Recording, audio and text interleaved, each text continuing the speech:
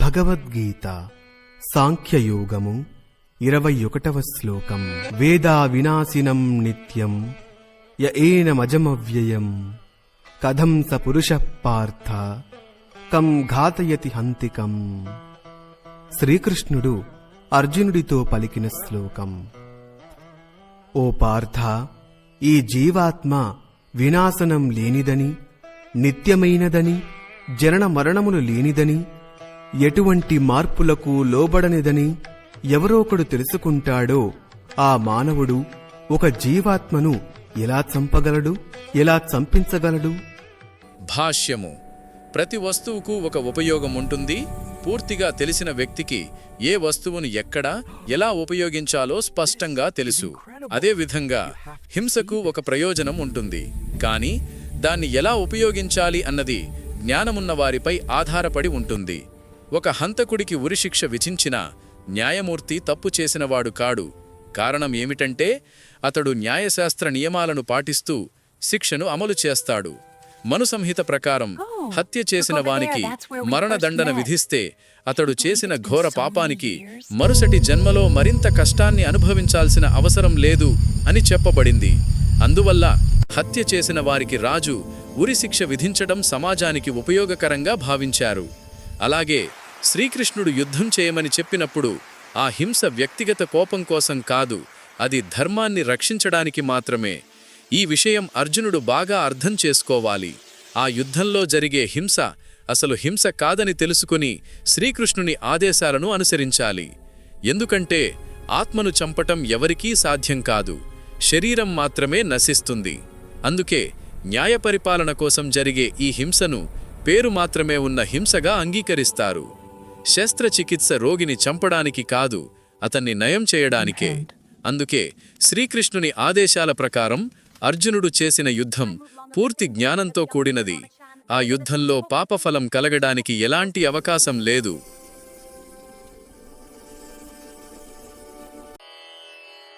భగవద్గీత సాంఖ్యయోగము 22వ శ్లోకం. వాసాంసి జీర్ణాని యథా విహాయ నవాని గృహ్ణాతి నరోపరాణి తథా శరీరాని విహాయ జీర్ణా నన్యాని సంయాతి నవాని దేహి.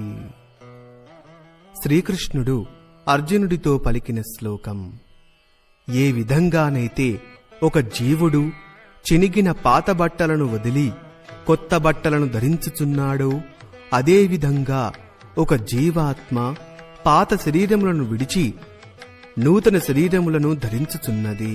భాష్యం. ఆత్మ ఒక దేహాన్ని విడిచి మరో దేహాన్ని పొందుతుందన్న విషయం అంగీకరించిన సత్యం.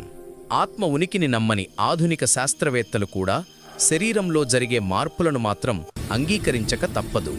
చిన్ననాటి నుంచి బాల్యం, బాల్యం నుంచి యువస్థితి, యువస్థితి నుంచి వృద్ధాప్యం వరకు శరీరం మారుతూనే ఉంటుంది. అలాగే వృద్ధాప్యం తర్వాత కూడా ఆత్మ కొత్త దేహాన్ని పొందుతుంది. ఈ విషయాన్ని భగవద్గీత 2వ అధ్యాయం 13వ శ్లోకంలో స్పష్టంగా చెప్పారు. ఒక దేహం నుంచి మరో దేహానికి ఆత్మ మారడం పరమాత్మ కృప వల్లే జరుగుతుంది. ఒక మిత్రుని కోరికను ఇంకొక మిత్రుడు తీర్చినట్టే ఆత్మ కోరికలను పరమాత్మ నెరవేరుస్తాడు. ముండకోపనిషత్తు మరియు శ్వేతాశ్వతరోపనిషత్తుల్లో జీవాత్మ, పరమాత్మలను ఒకే చెట్టుపై కూర్చున్న 2 పక్షులుగా వివరించారు. ఆ 2 పక్షుల్లో ఒకటి చెట్టు ఫలాలను తింటూ సుఖదుఖాలను అనుభవిస్తుంది. మరొక పక్షి మాత్రం నిశ్శబ్దంగా సాక్షిగా చూస్తూ ఉంటుంది. ఈ భావనే శ్వేతాశ్వతరోపనిషత్తు 4వ అధ్యాయం 2వ మంత్రంలో స్పష్టంగా చెప్పబడింది. సమానే వృక్షే పురుషో నిమగ్నో నిశయా శోచతి ముహ్యమానః జుష్టం యదా పశ్యత్యన్యమీశం అస్య మహిమానమితి వీతశోకః.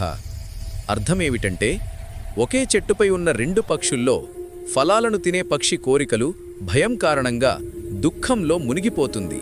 కాని అదే పక్షి తన పక్కనే ఉన్న ప్రభువైన మిత్రుని వైపు చూసి ఆయన మహిమను గుర్తించిన క్షణమే దుఃఖం నుండి విముక్తి పొందుతుంది. ఇక్కడ ఫలాలు తినే పక్షి జీవాత్మ, సాక్షిగా ఉన్న పక్షి పరమాత్మ అంటే శ్రీకృష్ణుడు. ఇద్దరూ సన్నిహితులే, కాని ఒకరు ప్రభువు, మరొకరు సేవకుడు. ఈ సత్యాన్ని జీవాత్మ మరిచినప్పుడు అది ఒక దేహం నుంచి మరో దేహానికి తిరుగుతూ కష్టాలు అనుభవిస్తుంది. కాని అర్జునుడు చేసినట్లు పరమాత్మను గురువుగా అంగీకరించి ఆయన ఉపదేశాన్ని శ్రద్ధగా వినగానే మార్పు వస్తుంది. అర్జునుడు శ్రీకృష్ణుని శరణు పొంది భగవద్గీతను గ్రహించడంతో తన శోకాన్ని దూరం చేసుకున్నాడు. అందుకే భీష్ముడు, ద్రోణుడు వంటి పితామహులు మరియు గురువుల శరీర మార్పు గురించి చింతవద్దని భగవానుడు అర్జునునికి చెప్పాడు. ధర్మయుద్ధంలో శరీరం నశించినా ఆత్మకు నాశనం లేదు. అటువంటి మరణం వల్ల పాత కర్మఫలాల నుంచి విముక్తి లభిస్తుంది. యజ్ఞంలో గాని ధర్మయుద్ధంలో గాని శరీరాన్ని విడిచినవాడు ఉన్నత గమ్యాన్ని పొందుతాడు. కాబట్టి అర్జునుడు బాధపడాల్సిన అవసరం ఏమాత్రం లేదు. భగవద్గీత సాంఖ్యయోగము 23వ శ్లోకం. నైనం చిందంతి శస్త్రాణి నైనం దహతి పావకః నచైనం క్లేదయంత్యాపో నశోషయతి మారుతః. శ్రీకృష్ణుడు అర్జునుడితో పలికిన శ్లోకం. ఈ ఆత్మను శస్త్రములు ఖండించజాలవు, అగ్ని దహించజాలదు, నీరు తడుపజాలదు, వాయువు ఎండింపజాలదు. నశింపజేయు శక్తి శస్త్రములకు గాని అగ్నికి గాని నీటికి గాని గాలికి గాని లేదు. భాష్యము. ఖడ్గాలు, అగ్ని ఆయుధాలు, నీటి ఆయుధాలు, గాలి ఆయుధాలు వంటి ఏ ఆయుధమైనా ఆత్మను నాశనం చేయలేవు. ఈ రోజుల్లో ఉపయోగించే అణ్వాయుధాలు కూడా అగ్ని ఆయుధాల కోవలోకే వస్తాయి. కానీ పూర్వకాలంలో పంచభూతాలైన భూమి, నీరు, అగ్ని, గాలి, ఆకాశం ఆధారంగా ఎన్నో రకాల ఆయుధాలు తయారు చేసేవారు. అప్పటి కాలంలో అగ్ని ఆయుధాన్ని నీటి ఆయుధంతో శాంతింపజేయడం వంటి పద్ధతులుండేవి. ఇవి నేటి ఆధునిక శాస్త్రానికి కూడా పూర్తిగా తెలియవు. ముఖ్యంగా గాలి ఆయుధాల గురించి ఆధునిక శాస్త్రవేత్తలకు స్పష్టమైన జ్ఞానం లేదు. ఎంత శక్తివంతమైన ఆయుధాలు వాడినా అవి ఎంత ఆధునికమైనవైనా ఆత్మను ముక్కలుగా చేయలేవు. ఆత్మను నశింపజేయడం ఎవరి వల్ల సాధ్యం కాదు. జీవాత్మ ఎట్లా ఏర్పడింది, అది అజ్ఞానం వల్ల ఎలా బంధంలో పడింది అన్న విషయాన్ని మాయావాదులు సరైన విధంగా వివరించలేరు. అలాగే పరమాత్మ నుండి ఆత్మను వేరు చేయడం కూడా అసాధ్యం. నిజానికి జీవాత్మలు పరమాత్మ నుండి నిత్యంగా వేరుగా ఉన్న భాగాలు. ఆత్మలు శాశ్వతంగా వేరువేరు అస్తిత్వాలు కలిగి ఉంటాయి కాబట్టే మాయ ప్రభావానికి లోనయ్యే అవకాశం కలుగుతుంది. అగ్ని నుండి విడిపోయిన నిప్పు కణాలు అగ్ని గుణాన్ని కలిగి ఉన్న కొంతకాలానికి చల్లారిపోతాయి. అలాగే భగవంతుని సమీపం నుండి దూరమైనప్పుడు జీవాత్మ మాయబంధంలో పడుతుంది. వరాహపురాణంలో జీవులు శ్రీకృష్ణ భగవానుడి నుండి వేరుగా ఉన్న అంశాలుగా చెప్పబడ్డారు. భగవద్గీత ప్రకారం కూడా జీవాత్మ శాశ్వతంగా తన వ్యక్తిగత ఉనికిని కలిగి ఉంటుంది. మాయ నుంచి విముక్తి పొందిన తర్వాత కూడా ఆత్మ తన స్వతంత్ర స్వరూపాన్ని కోల్పోదు. ఈ సత్యాన్ని భగవానుడు అర్జునునికి స్పష్టంగా ఉపదేశించాడు. శ్రీకృష్ణుడు ఇచ్చిన జ్ఞానంతో అర్జునుడు ముక్తిని పొందాడు. కానీ అతడు శ్రీకృష్ణునితో ఒకటిగా కలిసిపోలేదు. అతడు భగవానుని సేవకుడిగానే నిలిచాడు.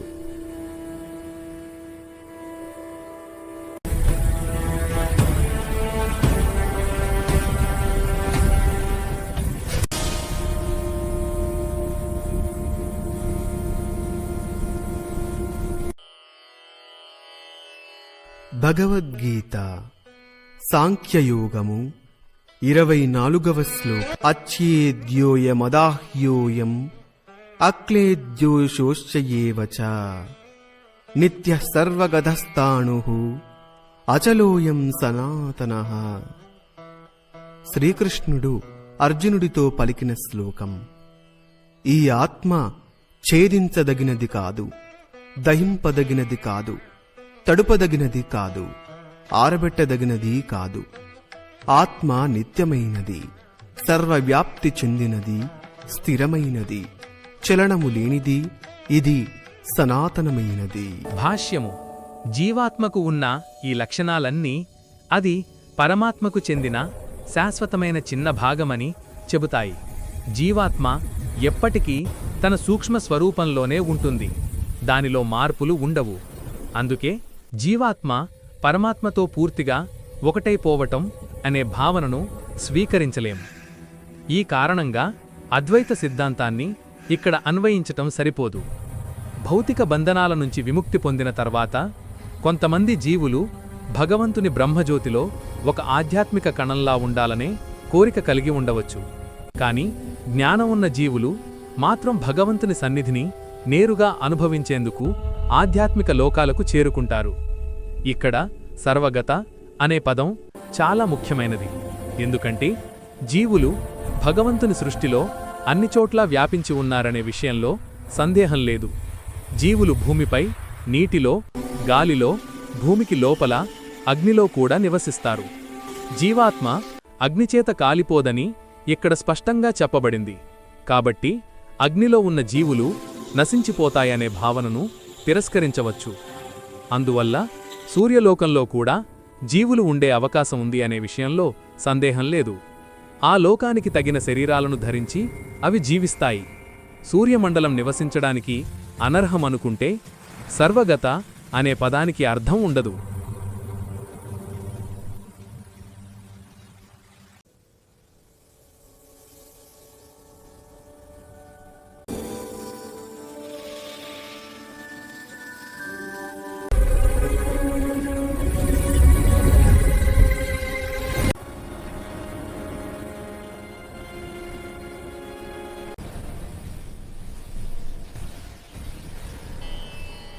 భగవద్గీత సాంఖ్యయోగము 25వ శ్లోకం. అవ్యక్తోయమచింత్యోయం అవికార్యోయముచ్యతే తస్మాదేవం విదిత్వైనం నానుశోచితుమర్హసి.